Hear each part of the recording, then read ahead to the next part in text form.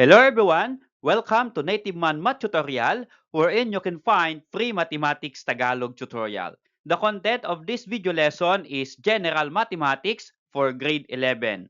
This is under Term 1, Week 4 of the Strengthened Senior High School Curriculum. For today's video lesson, we are going to discuss sequences and series. But before we discuss this lesson, if you are not yet subscribed to this channel, please subscribe for more video lesson. So what are you waiting for? Let's begin! The learning competency of this lesson is differentiate sequences from series and represent series using sigma notation and vice versa. Again, this is under Term 1, Week 4 of the Strengthened Senior High School Curriculum. And there are many lessons for week number 4. So, this is part 1 of the lessons for week number 4. So, be updated on part 2 of week number 4 lessons. For the objectives of this lesson, at the end of the lesson, learners will be able to, number 1, describe a series. Number 2, identify whether a given list of numbers is a sequence or a series. Number 3, explain the key difference between a sequence and a series. Number 4, write a given series in sigma notation and vice versa. And number 5, evaluate sigma notation. Then number 6, illustrate and solve simple problems into sequences and series. Okay? To define a series and differentiate it with a sequence, consider the given set of numbers.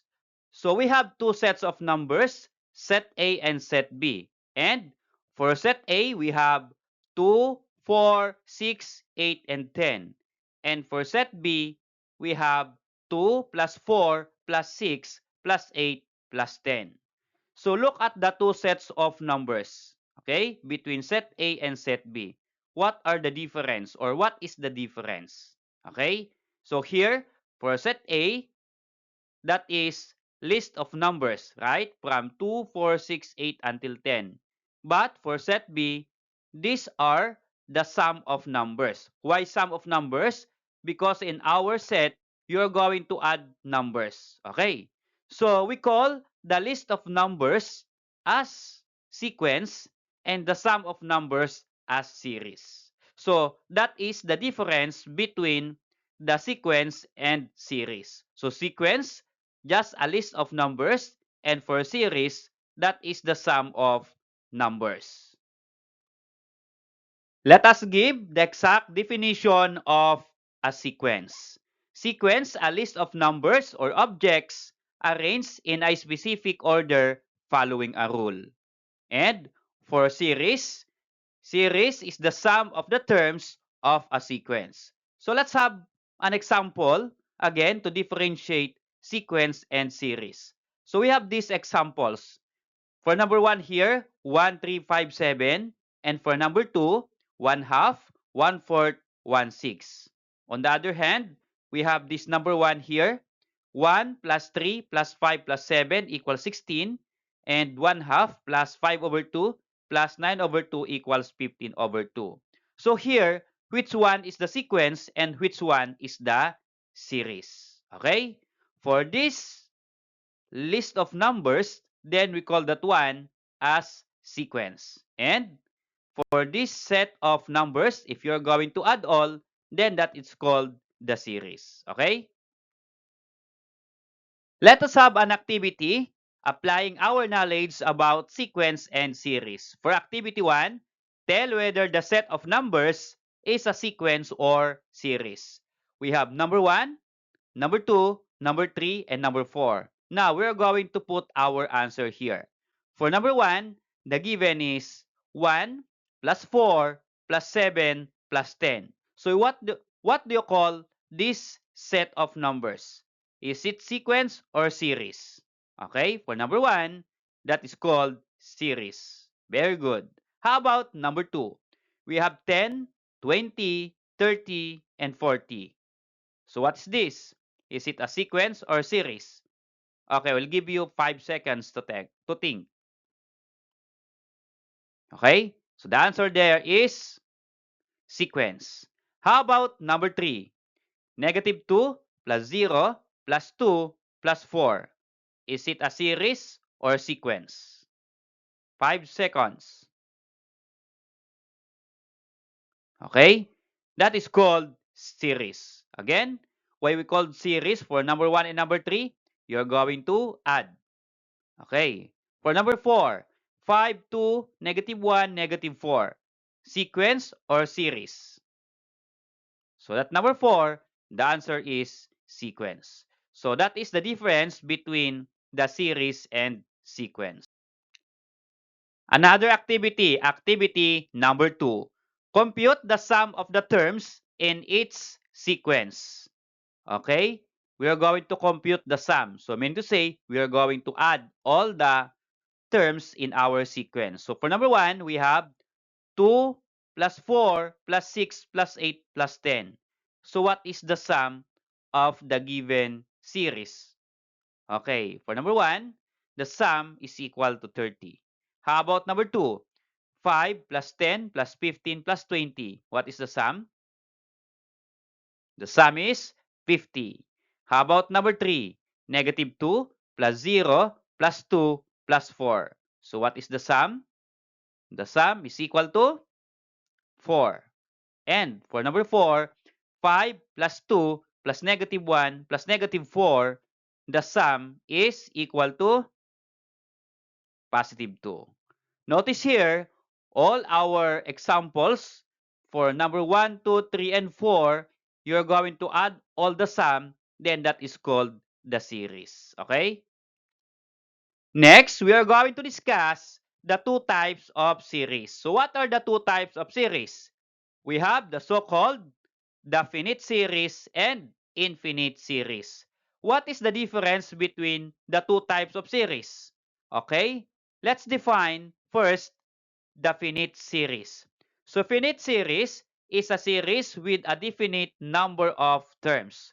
What does it mean with the word definite number of terms? So when you say definite, the number of terms in the series is countable. Meaning to say, we can count how many terms are there in the finite series. Okay? But for infinite series, what does it mean? Okay, before that definition of infinite series, the examples for finite series is this one. What are those? We have 1 plus 3 plus 5 plus 7. Okay, so this is finite because, okay, the terms is until 7 only. Okay, no more terms here. And for number 2, 1 half plus 5 over 2 plus 9 over 2. That is finite series. So countable po. We can count. So for number 2, how many terms? 1, 2, 3. Okay. How about for the infinite series? For the definition, it is a series that continues without end. Mean to say, ay wala pong katapusan. Kaya nga po, it says there, infinite. Okay? No end. What are the examples of infinite series? We have this one. For number 1, we have 1 plus 3 plus 5 plus 7 and dot dot dot. So, this dot dot dot means we can continue the series. Okay? How about number 2? 1 half plus 5 over 2 plus 9 over 2 and dot dot dot. So this means again that we can continue the series. Okay? So that is the difference between the infinite series and the finite series. The only symbol for infinite is the 3 dot at the right side. Okay? For finite series, there is no 3 dots. Let's apply our knowledge about the finite and infinite series. For activity number 3, tell whether the series is finite or infinite. We have 1, 2, 3, 4 series here. Okay? And we're going to put our answer here. For number 1, we have 1 plus 4 plus 7 plus 10. Is it finite or infinite series? Okay? For number 1, that is called finite series. Okay? There is no 3 that's on the right side. You cannot continue. That number of terms is only until 10. Okay? How about number 2? 10 plus 20 plus 30 and so on. 3 dots. What is this? Finite or infinite? That is called infinite. So for the 3 dots, it tells that there is no end. So that's why it is infinite. Okay, number 3. Negative 2 plus 0 plus 2 plus 4. Finite or infinite? Okay, no 3 dots. That means that is finite series. And last, number 5, we have 5 plus 2, 5, 2, negative 1, negative 4. What's this? Finite or infinite? Okay, actually, if you notice here, this is not a series. Why? Because there is no plus sign here. Okay, so what do you call that? If you're going to add that terms, okay, that is called infinite. But this time, because there is no addition between the number of terms, then this is arithmetic or this is other kind of sequences. Okay? But the symbol, it tells that this sequence or this series is infinite. Okay? Another terminology that we need to discuss about sequence and series is the so-called partial sum. What is this partial sum? In symbol, S sub n. Okay, so what is this partial sum all about? It is the sum of the first n terms of a sequence. Okay, so when you say partial sum, that means you're going to add all the first n terms. When you say ang i-add po natin ay finite series. Ano po? Finite po kasi countable. Okay? So, if the nth term of the sequence is a sub n, then we can write partial sum or s sub n as a sub 1 plus a sub 2 plus a sub 3 plus dot dot dot until a sub n. So ano pong ibig sabihin until a sub n? Halimbawa, ang i-add po natin ay until 30 terms. So that is a sub 30. Or until 10 terms. So that is a sub 10. Kaya nga po, a sub n. So, para hindi na po natin i-list lahat, pwedeng in a form of shortcut na nakalagay a sub n. Halimbawa, ang number of terms po natin ay 10, ito po ay a sub 10. Okay? So, that is how to write partial sum. Okay, let's have these examples. For number 1, in the sequence 1, 3, 5, 7, then dot dot dot. What is S sub 5? Okay, here in our sequence, there are only 5 terms in our sequence, right? Okay, first term, second term, third term, and fourth term. But we are going to solve for S sub 5. Ibig sabihin, we are going to find the partial sum of 5 terms kasi S sub 5. So ano po yung panglima dito sa ating sequence? Okay, notice here, the next term here is 9. So we are going to add all the number of terms from first term to fifth term. Okay, A sub 5. So if you're going to substitute the given to get the sum of 5 terms from 1 plus 3 plus 5 plus 7, ito po. At pagdudugtungan natin, may pattern na po tayo dito. You're going to add 2, so plus 9.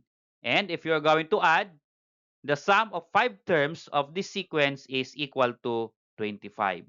So yan po ang ibig sabihin ng partial sum.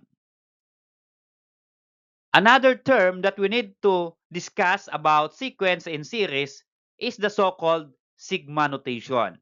So sigma notation in symbol, we have this one, just like 3. So that is the symbol of sigma notation. So what does it mean with sigma notation? It is a shortcut symbol used to express a series. Okay, kaya kapag nakita po ninyong symbol na ito, then that is a series or you're going to add all the terms. Okay, so what is this sigma notation? Okay, we have the symbol. Okay, sa baba po ng sigma notation, we have N, and then above or at the top, we have K. And we have variable there, that is a sub n. So ano pong ibig sabihin nito? So here, n, this one stands for the start of the sequence or start of the series. And for k, that is the end. So ibig sabihin, nandito po yung start, andito po yung end. How about this one? A sub n. So a sub n is the rule. So what is the rule of the sequence or what is the rule of the series?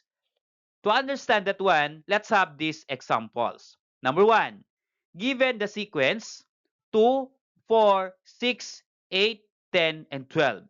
Okay? So the sequence end at number 12. Now, what is the sigma notation of this sequence? If you're going to write in sigma notation, it's look like this. Okay? Sabi po natin, n is the start. So, our n, that is equal to 1. So, n1 is the start of our series. Okay? And the end is 6. Why 6? Where we get 6 here as the end of the series. Okay, we have, if you're going to count the number of terms here, we have 1, 2, 3, 4, 5, 6. So there are 6 terms that we are going to add. So the end here is equal to 6. And nakalagay po dito a sub n. Ang a sub n is the rule. So yung rule of this sequence is 2n. So yan po yung rule of the sequence. So how you get 2n as the rule? Ganito lang po yon. So yung ating pong n starts from 1 until 6. Kaya ito po ay 1, 2, 3, 4, 5, and 6. Now, for the first term, paano natin makukuha mula dito sa ating rule? So ang rule po natin ay 2n. Now, if n is equal to 1, then 2 times 1. What is 2 times 1? That is equal to 2. So ito po yung ating first term. Okay? For n is equal to 1. How about the second term? N is equal to 2. So here, 2 times n. If n is 2, then 2 times 2, that is equal to 4. How about 3? 2 times 3, that is equal to 6. How about 4? 2 times 4 is equal to 8. For number 5, 2 times 5 is 10. And for the last term, 2 times 6, that is equal to 12. So ito po yung rule. But, hindi lang po nagtatapos sa gantong form. We need to add. Okay, what are the sum of these numbers from 2 to 12? We are going to add 2 plus 4 plus 6 plus 8 plus 10 plus 12. That is equal to 42. Okay? So that is how to represent from sequence to sigma notation. For number 2 example, given the series 1 plus 3 plus 5 plus 7. So how many numbers are there or how many terms are there? If you are going to count, 1, 2, 3, 4. So there are 4 terms. Now, how are you going to represent it using sigma notation? Ganito lang po yon. In sigma notation, we have this one. Okay? Always n is equal to 1 or the start of n should be equal to 1. Okay? Then, from the first term up to the fourth term. So, 4 ang ilalagay natin dito because there are 4 terms that we are going to add. And the rule of these terms is this one, 2n minus 1. So, paano po kaya naging 2n minus 1? Let's check if this rule is correct. Okay. So if n is equal to 1, then you are going to multiply n by 2, then the product, subtract it by 1. Okay, let's try for the first term, 1. So yung first term natin ay 1, n is equal to 1. So 2 times 1 is 2. Then minus 1 is equal to 1. And that's correct. How about second term? N is 2. So 2 times 2, 4. Minus 1, 3. So 3 here is correct. How about the third term? 2 times 3, 6. 6 minus 1, 5. The third term, 5 is correct. And the fourth term, 7. Let's check. 2 times 4, 8. 8 minus 1, 7. So 7 is correct. Okay? If you're going to represent series in sigma notation, be sure that you're going to put the equal sign. You're going to add all the terms. So if you're going to add 1 plus 3, 4, plus 5, 9, plus 7 equals 16. So the sum of this series is equal to 16. So take note, kapag nagre-represent kayo using sigma notation, always put the sum. Okay? How about this number 3 example? Given the sequence 1, 4, 9, 16. Okay? Represent this one in sigma notation. In our sequence, how many terms? 1, 2, 3, 4. Ibig sabihin, yung nasa top niya ay 4. End up with 4 terms. And we are going to always start with number 1.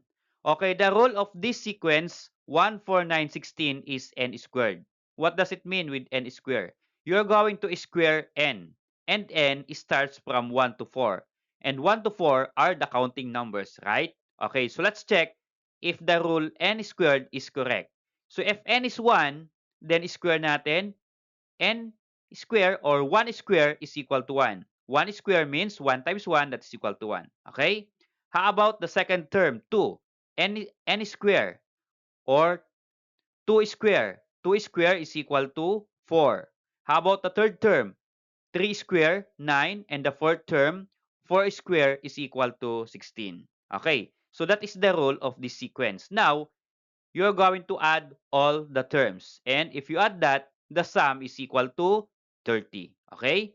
1 plus 4, 5, plus 9, 14, plus 16 equals 30. How about this number for example? Given the notation, okay? The notation, n starts from 1 and end with 4. And the rule is 3n. Now, we are going to write this notation in sequence. Okay. So, ito po yung vice versa of sequence to notation. Now, notation to sequence. So, how are we going to write the sequence or series of this notation? So, we're going to start with this one. Okay. So, our rule is 3n. For the first term, 3n is equal to, since first term, n is equal to 1. Kaya 3n, 3 times 1. And 3 times 1 is equal to 3. So the first term is 3. How about second term? Our rule is 3n and n is equal to 2 because second term. So 3 times 2, that is equal to 6. Our second term is 6. Third term, again, rule is 3n. And that is third. So the n is 3. So 3, constant po yung 3 times 3, that is equal to 9. And for the fourth term, 3n. Our n is 4 because fourth term. So 3 times 4, that is equal to 12. So the series or the sequence are this one, or the number of terms here are 3, 6, 9, and 12. Okay, if you're going to write in sequence form, 3 plus 6 plus 9 plus 12. And if you're going to write it in series, you just put addition here. 3 plus 6 plus 9 plus 12. So yun po kapag series. Okay? Next, we are going to discuss evaluating sigma notation. So, how are we going to evaluate sigma notation? Let's try these examples. Evaluate the following sigma notation for number 1. So, ito po yung ating notation. So, n is equal to 1, our first term, and end up with the third term. Then, the rule is n squared.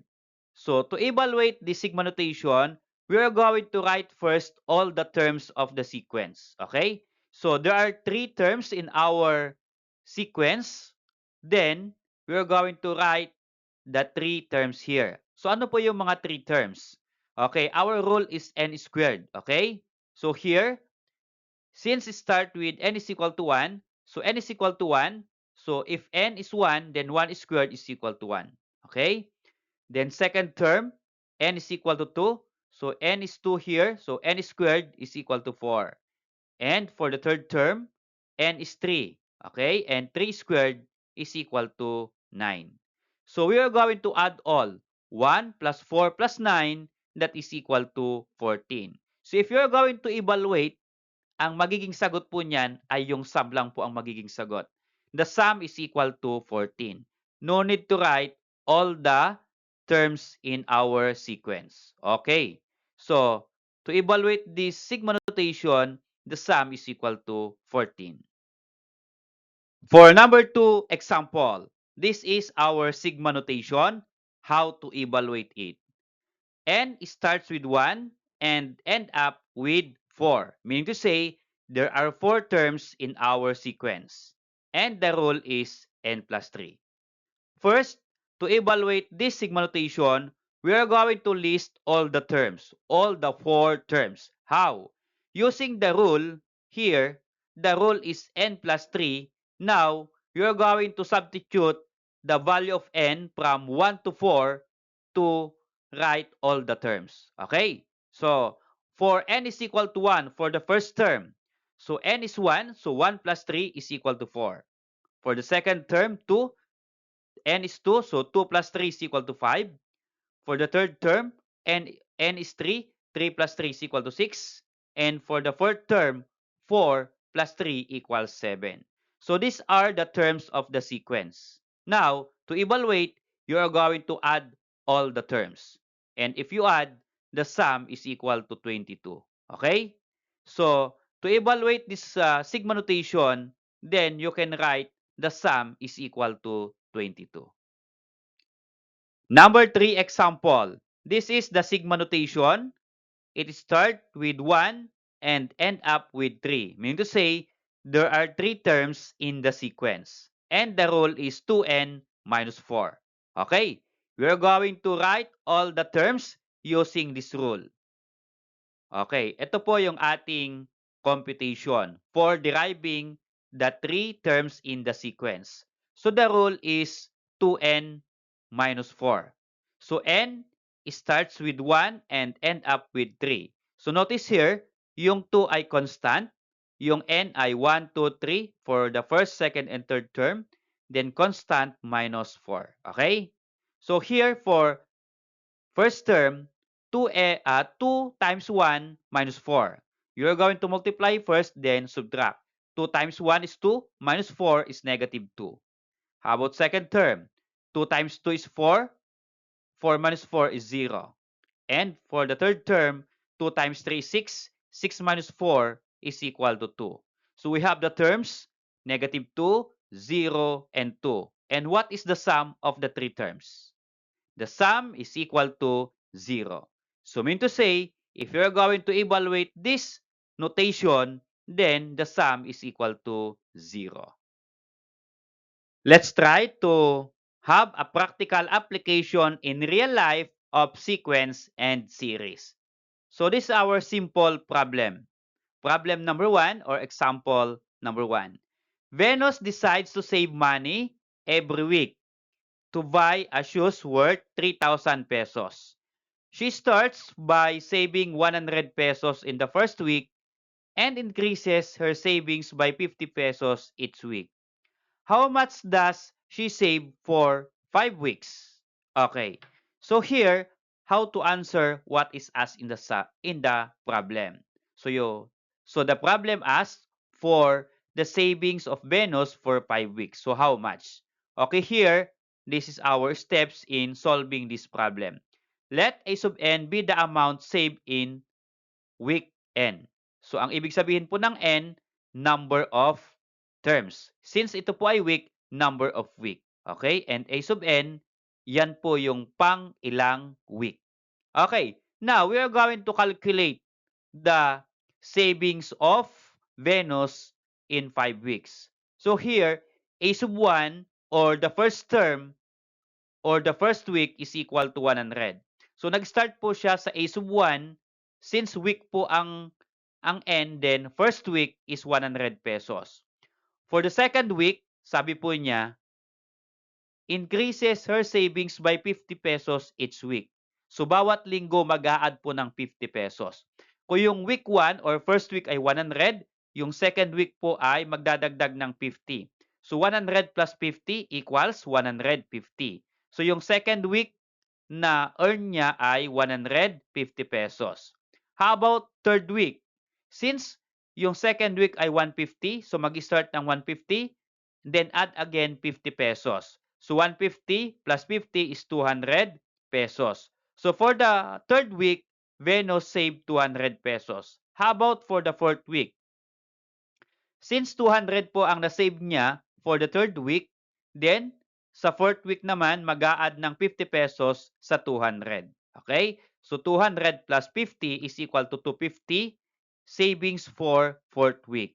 And for the fifth week, since ang fourth week ay 250, so again, magdadagdag ulit ng 50 pesos for week number 5. So, 250 plus 50 is equal to 300 pesos.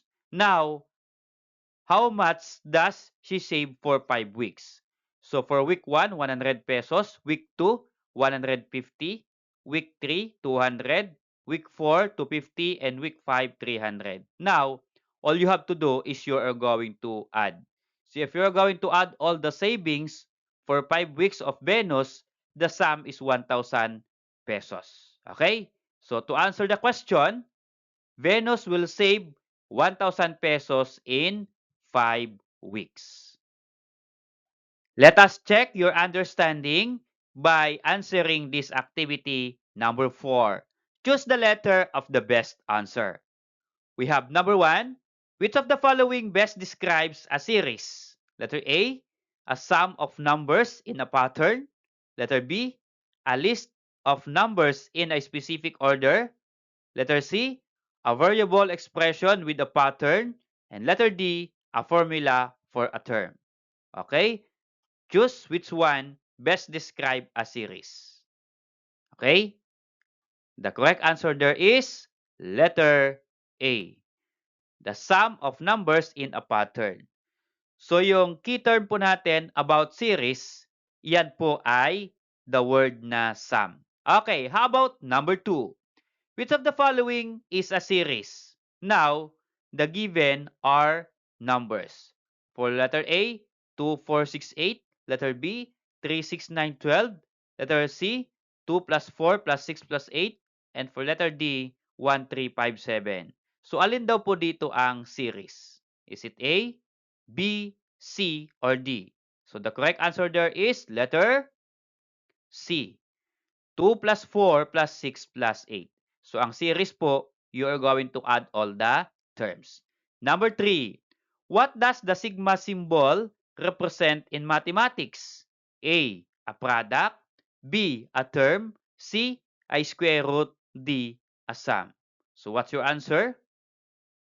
The correct answer is letter D. Okay? A sum. Another questions. Number 4. What is the sigma notation of the series 4 plus 8 plus 12 plus 16? Okay, is it A, sigma notation, B, sigma notation, C, sigma notation, or D, sigma notation? Okay, so what is the answer? I will give you 5 seconds to think.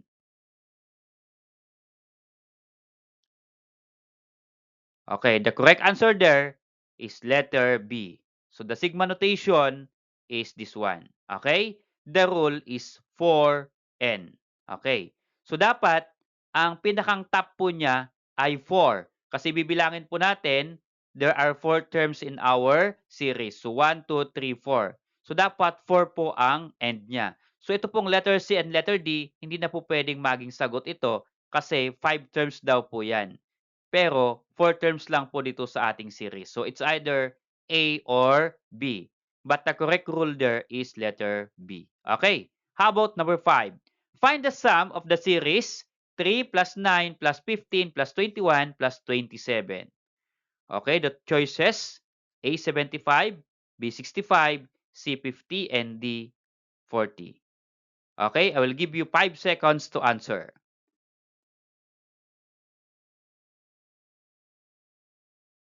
Okay, the correct answer is letter A, 75. How about number 6? Evaluate the sigma notation. N starts with 1 and end up with 4. And the rule is 2n plus 1. So what is the sum of this sigma notation if you're going to simplify? I will give you 5 seconds again. Okay, the correct answer is letter C, 24. To end up our discussion, try to answer this activity. Evaluate the sigma notation and this is our sigma notation. N starts with 1 and end up with the third term. And the rule is n squared minus 2. Okay? So, try to post this video and then evaluate the sigma notation. After evaluation at meron naman po kayong sagot, please share with us your answer by just typing your answer in the comment section below this video. Thanks for watching, guys. I hope that you learned from my simple video lesson. See you on my next discussion about arithmetic sequence and arithmetic series.